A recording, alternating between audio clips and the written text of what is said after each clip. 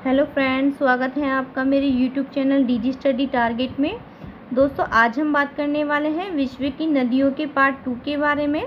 इससे पहले वाले पार्ट में मैंने यूरोप और एशिया और ऑस्ट्रेलिया इन सब की नदियों के बारे में बता दिया था।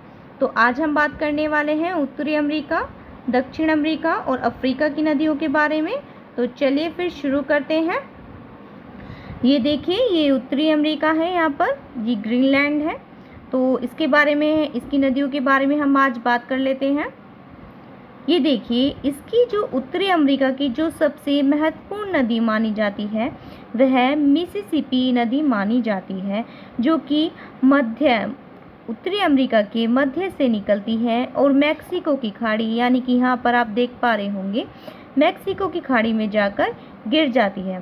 दोस्तों, गिरने से पहले ये एक महत्वपूर्ण क्वेश्चन आता है कि ये गिरने से पहले एक डेल्टा बनाती है, जो कि डेल्टा जो होता है इसका वह पक्षियों के पंजों के आकार का होता है। कुछ इस तरह से ये डेल्टा बनाती हुई जाती है। तो पक्षियों के पंजों के आकार का डेल्टा कौन सी नदी बनाती है? मिसिसिपी नदी। यह उत्तरी अमेरिका की सबसे बड़ी नदी है और एक महत्वपूर्ण नदी के वे में देखी जाती है। दोस्तों, इसकी जो है दो महत्वपूर्ण सहायक नदियां हैं, जिनके बारे में अक्सर पूछ लिया जाता है कि मिसिसिपी नदी की कौन सी सहायक नदियां हैं। तो एक तो है मिसौरी, ये देखिए ये सहायक नदियां हैं, और ये एक है टेनेसी। तो मिसिसिपी नदी के बारे में आप याद रखेंगे, ये महत्वपूर्ण नदी है उत्तरी अमेरिका की। ठीक है, अब देखिए उत्तरी अमेरिका के इस तरफ से एक नदी निकलती है जिसे हम सेंट लॉरेंस के नाम से जानते हैं। कई बार क्वेश्चन पूछ लिया जाता है, ये ज़्यादा महत्वपूर्ण नहीं है लेकिन बतानी ज़रूरी है। मिसिसिपी नदी इसमें ज़्यादा महत्वपूर्ण है, उसके बारे में मैंने आपको बता दिया है। यहाँ पर देखिए ये कनाडीय क्षेत्र है और यहाँ से एक नदी निकलती है जिसे हम नेल्गन भी कहा जाता है कहीं कहीं, वैसे नेल्सन इसका नाम है। तो नेल्सन नदी निकलती है कनाडीय क्षेत्र से। यहाँ पर आते हैं हम, ये देखिए उत्तरी अमेरिका का जो उत्तरी छोर है वहाँ पर अलास्का के पास, यानी ये अलास्का क्षेत्र है, ठंडा क्षेत्र है ये। यहाँ पर एक नदी निकलती है मैकेंजी नदी निकलती है, यहाँ से मैकेंजी नदी बहती है इस एरिया में, और ये है आर्कटिक महासागर में जाकर गिर जाती है। ये ऊपर का जो क्षेत्र है ये आर्कटिक महासागर का है, तो यहाँ पर जाकर ये गिर जाती है, इसे भी आप याद रखिएगा। इधर ये कोलंबिया नदी के नाम से, ये रेड नदी है इधर। तो इसमें सबसे जो महत्वपूर्ण थी वह मिसिसिपी नदी थी, जो मैं आपको बता चुकी हूँ, ध्यान रखिएगा आप। ठीक है, चलिए अब हम दक्षिण अमेरिका की नदियों के बारे में जानते हैं। देखिए ये दक्षिण अमेरिका है यहाँ पर, कि दक्षिण अमेरिका, ये देखिए यहाँ पर ये जो मैंने आपको ये ब्लू पेन से थोड़ा सा दर्शाया है, दक्षिण अमेरिका के इस क्षेत्र में ये जो है ये एंडीज पर्वतमाला है। देखिए दुनिया की सबसे लंबी पर्वतमाला है एंडीज पर्वतमाला, और इससे कुछ नदियाँ प्रभावित होती हैं, जिसके बारे में आपको बताने जा रही हूँ। सर्वप्रथम हम अमेजन नदी के बारे में जानेंगे। अमेजन नदी ब्राज़ील क्षेत्र में बहती है और यह एंडीज पर्वतमाला से निकलती है। और यहाँ पर मैंने आपको महासागर वाली वीडियो में बताया था, यहाँ पर ये अटलांटिक महासागर है और यह है एंडीज पर्वतमाला से निकलकर अमेजन नदी अटलांटिक महासागर में गिर जाती है। अमेजन नदी जो है वह बहुत चौड़ी नदी है और दुनिया की सबसे चौड़ी नदियों में इसकी गिनती होती है, उसमें पहले स्थान पर आती है ये।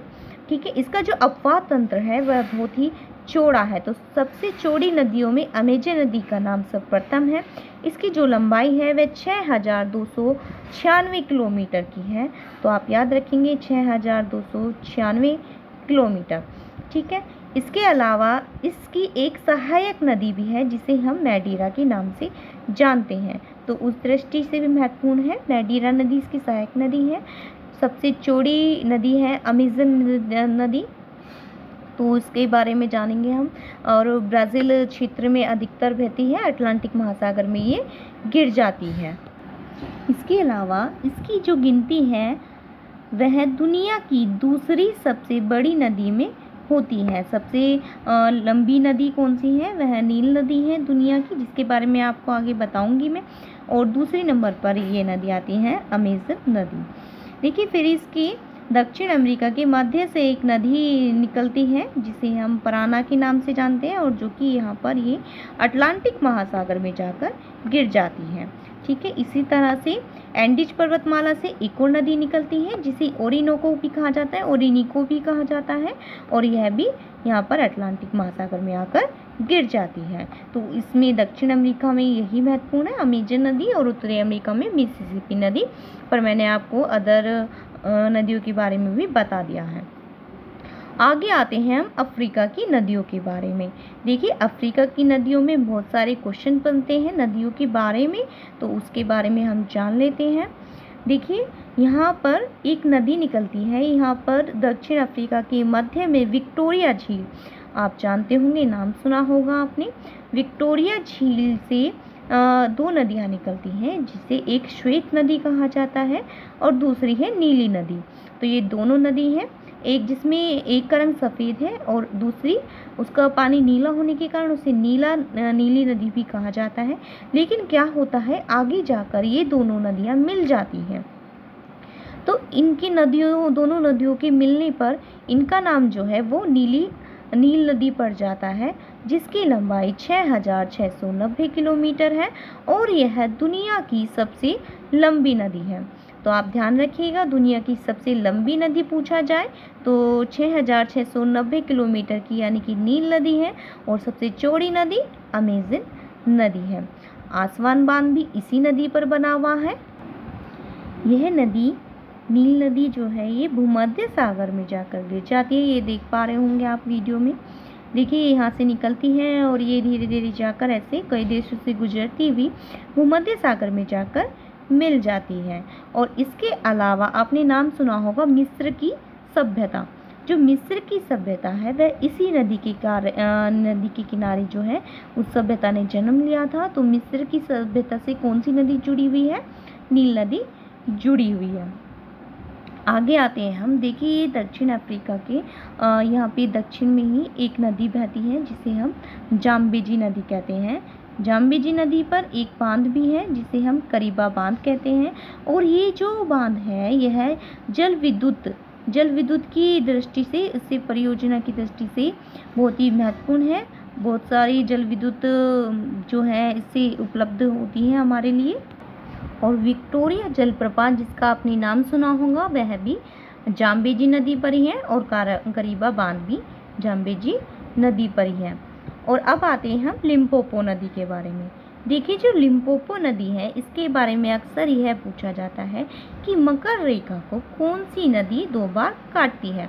तो आप ये देख रहे होंगे, ये इस तरह से मुड़ कर आ रही है और यहाँ पर मकर रेखा है और ये है उसे 2 बार काटती है। देखिए दोस्तों, काटना किसे कहते हैं? जैसे कि यहाँ पर ये कोई रेखा गुजर रही है और यहाँ से इस तरह से कोई नदी इस तरह से बहते हुए उसे ऐसे काट देती है। तो देखिए ये 2 बार कट हो रहे हैं यहाँ पे, तो इस तरह से नदियों का काटना कहा जाता है। तो लिम्पोपो नदी मकर रेखा को 2 बार काटती है। इस नदी को घड़ियाल नदी भी कहा जाता है।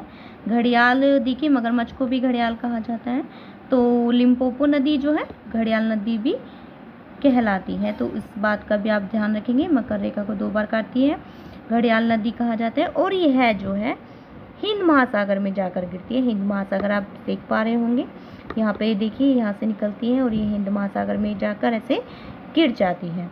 तो इस बात का ध्यान रखेंगे आप। अब आते हैं कांगो नदी के बारे में जान लेते हैं। देखिए आप जानते हैं कि अफ्रीका के बीच से एक रेखा गुजरती है जिसे हम विषुवत रेखा के नाम से जानते हैं। तो वह जो है उस रेखा को कांगो नदी, देखिए इस तरह से मुड़कर आ रही है, अभी मैंने आपको बताया। तो इस तरीके से ये है जो है विषुवत रेखा को 2 बार काटती है। कांगो नदी के बारे में यह चीज़ महत्वपूर्ण है कि कौन सी नदी जो है विषुवत रेखा को 2 बार काटती है, तो वह कांगो नदी है। यह अफ्रीका की यानी कि कांगो नदी जो है अफ्रीका की दूसरे नंबर की बड़ी नदी कहा जाता है। यानी कि खाली अगर अफ्रीका की बात करें तो उसमें इसका नाम सेकंड स्थान पर आता है और पहले स्थान पर आती है नील नदी।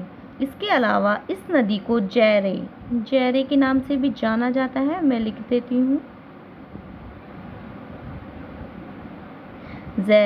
ज़ेरे के नाम से भी इस नदी को जाना जाता है। अब बात करते हैं नाइजर नदी के बारे में। देखिए, जो नाइजर नदी है यह है यूरोपियन व्यापार की सबसे महत्वपूर्ण नदी है और यूरोपियन व्यापार की इसे लाइफलाइन यानी कि जीवन रेखा भी नाइजर नदी को कहा जाता है। दोस्तों, ये जो नदी है यह गिन्नी की पहाड़ी में जाकर गिरती है, गिन्नी की खाड़ी में जाकर गिरती है नाइजर नदी, ठीक है। और इसको तेल नदी भी कहा जाता है। तेल नदी, अगर क्वेश्चन आता है कि तेल नदी किसे कहा जाता है तो वह नाइजर नदी को कहा जाता है। इसके अलावा से पोमटेल की नदी भी कहा जाता है। पोमटेल मैं लिख देती हूँ। इसके अलावा से पोमटेल की नदी कहा जाता है, तेल नदी भी कहा जाता है, नाइजर नदी भी कहा जाता है, यूरोपियन व्यापार की जीवन रेखा कहा जाता है और ये गिन्नी की खाड़ी में जाकर गिरती है। तो याद रखिएगा नाइजर नदी को आप। देखिए, इस तरह से आप देख पा रहे होंगे, फर्स्ट पार्ट में मैंने यूरोपियन, एशिया की सभी नदियों के बारे में डिस्कस किया था और आज मैंने उत्तरी अमेरिका, दक्षिण अमेरिका और अफ्रीका की नदियों के बारे में भी सब कुछ बताया। देखिए, मैंने सिर्फ इस मैप में महत्वपूर्ण नदियाँ रखी हैं जिनके बारे में अक्सर क्वेश्चंस आते हैं और इनसे बाहर ज़्यादा नहीं पूछा जाता है। ऑफिसर रैंक के एग्ज़ाम में भी अगर आप इतना भी पढ़ेंगे तो भी सफिशेंट होगा। आप एक्स्ट्रा पढ़ना चाहते हैं वो अलग बात है, लेकिन यह भी सफिशेंट है अगर आपको इतना भी अगर आप अच्छे तरीके से कवर करते हैं। तो चलिए, आज की वीडियो में इतना ही। दोस्तों, अगर मेरी वीडियो आपको अच्छी लगी हो तो प्लीज़ मेरे चैनल को सब्सक्राइब करें, लाइक करें, शेयर करें और मुझे कमेंट्स ज़रूर करें। तो आज के लिए धन्यवाद। जय हिंद।